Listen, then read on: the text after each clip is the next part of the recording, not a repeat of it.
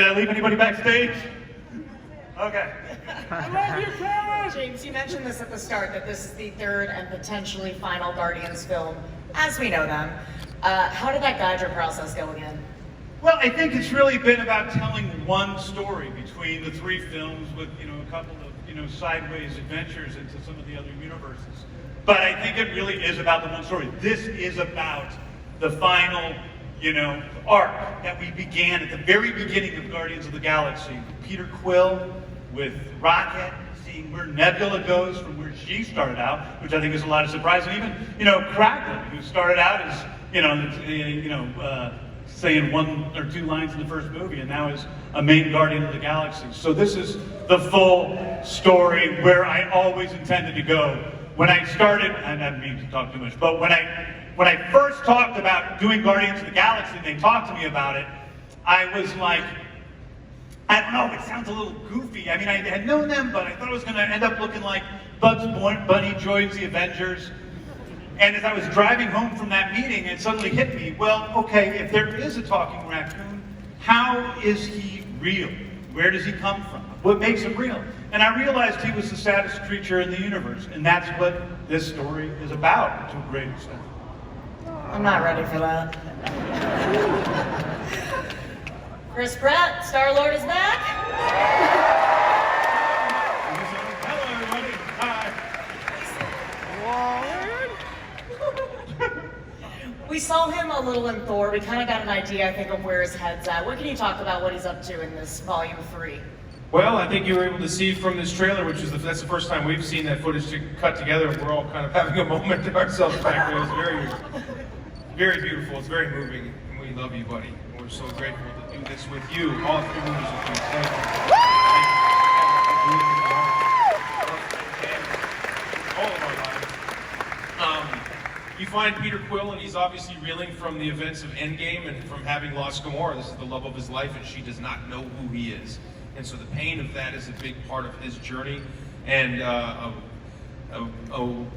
trying to figure out what I can and can't say, of course, but I guess it's safe to say it opens up a vulnerability to the Guardians of the Galaxy, to danger.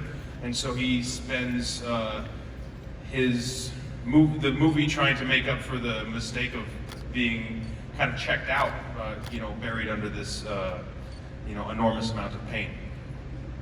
Karen, we initially knew Nebula kind of as the blue meanie she's been described as, but her evolution has been so interesting. What do you feel like that's allowed for you to do this time around? I'm trying not to cry after watching that trailer. That was so beautiful and amazing. Anyway, I think maybe we're going to see a little bit of levity from Nebula this time around. Like maybe she's going to be a little funnier. Can I say that? Well, hopefully you find that funny.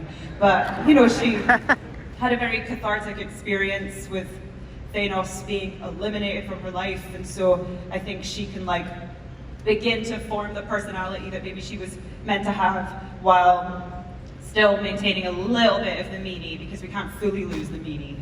You always need a little bit. Always need a little meanie. Thank you. Kind of the opposite. Mantis must be protected at all costs. She's so sweet. I love her. What is her journey in this film? Yeah, same. I was almost crying backstage. I was so moved to see the images. And James, I love you so much. You know it. But guys, I love you so much. I'm so happy to be, to be here. And it's very, I don't know, what a journey. It's just, so about Mantis, I guess I have to talk about Mantis, right? So she's still quirky and weird, and but at the same time she gains more confidence, and she's pissed off sometimes, and she shows different colors that you haven't seen. She's unapologetic, and she shows some fighting skills, maybe. Yeah. Anyway, yeah. Sean, I don't want to make everybody cry, but as someone who's been a part of Guardians since the beginning, Kraglin, even some very important mocap, what's been the most rewarding part of being a part of this trilogy?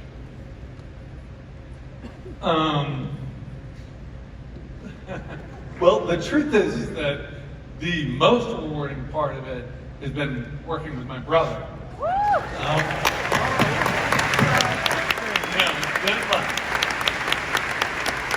And that is the honest God truth.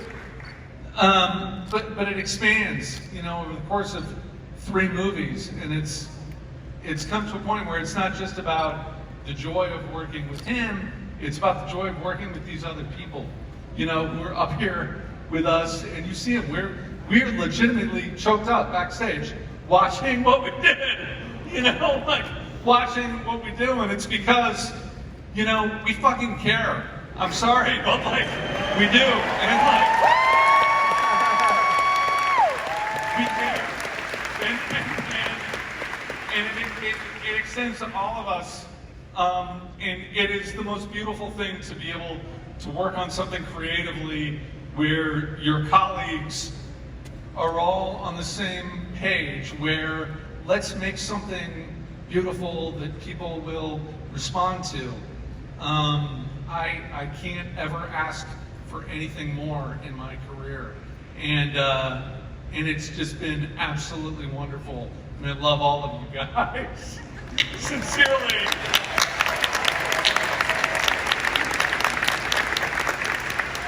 James, how long have you been being asked about Adam Warlock? Since the beginning. Yeah. And he was almost in volume 2, and I'm glad he wasn't, because I think Will was only 11. So I'm glad now that we finally got the chance to introduce the true, real, only person that could be Adam Warlock, which is Will. Well, going off that, what does it mean to take on Adam Warlock and stand on this stage today? True. Oh, wow. Oh, Yes! so much. I feel the same way. I'm truly, truly grateful. Honestly, pretty surreal to have ever even stepped on the Guardian set. Huge admirer of everybody on this stage, genuinely, and the franchise from the outside looking in. I was absolutely terrified, but I was kind of welcomed into the family, and couldn't have been treated better by these folks. They are such wonderful people. They're every bit as nice as they are talented. And I'm also really grateful that there was an appetite for Adam from the fans, and James and Kevin and everyone at Marvel gave me the opportunity, and I'm super, super grateful to be here.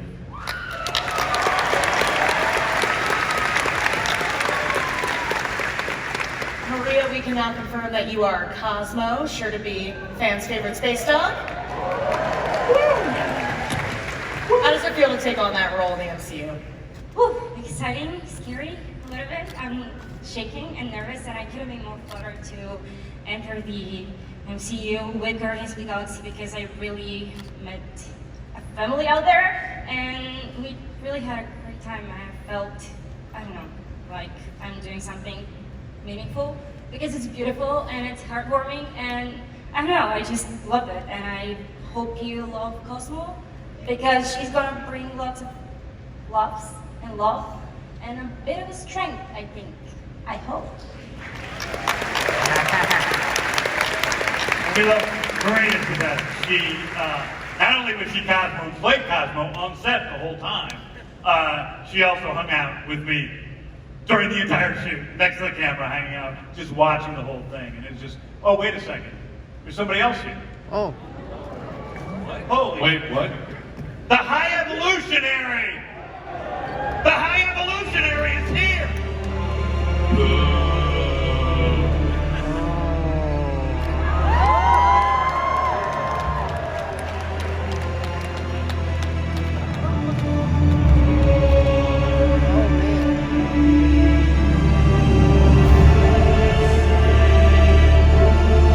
Wow, he looks angry.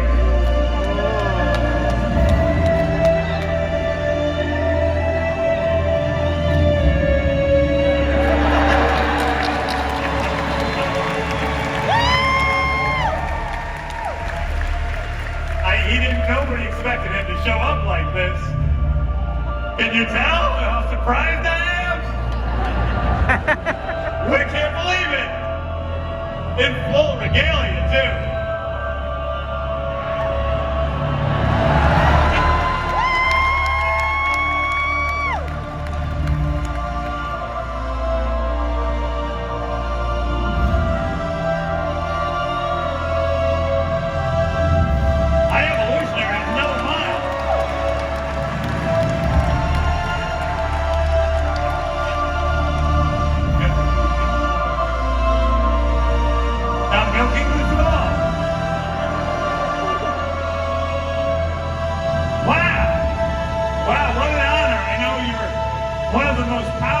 beings in the universe.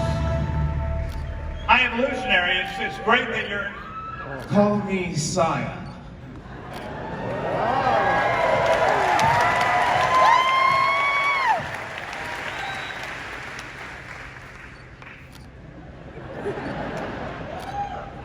I am pleased to be here. As I gaze out at this crowd, I am reminded of my sole purpose in the universe. To take unevolved, disgusting, low-life scum such as yourselves and enhance you genetically to something less reprehensible. Thank you for inspiring me with how vomitous you all are. The bile in the back of my throat as I look at you is all the motivation I need to move forward and create the perfect species. High Evolutionary. I can't wait to dissect all of you and see what I can learn!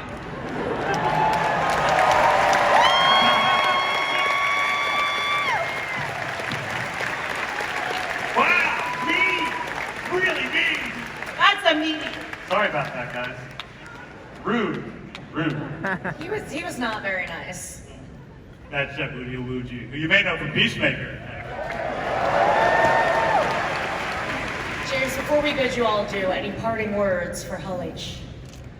Guys, I haven't been here for 6 years. I've had a lot of crazy stuff happen between that 6 years and now. And you guys have been so supportive and lovely to me online, seeing the movies.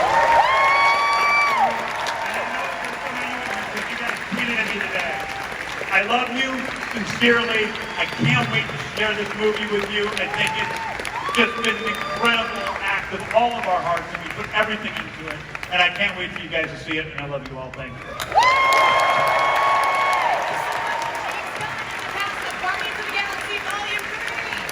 Thanks, guys. Thank you. Guardians of the Galaxy Volume 3.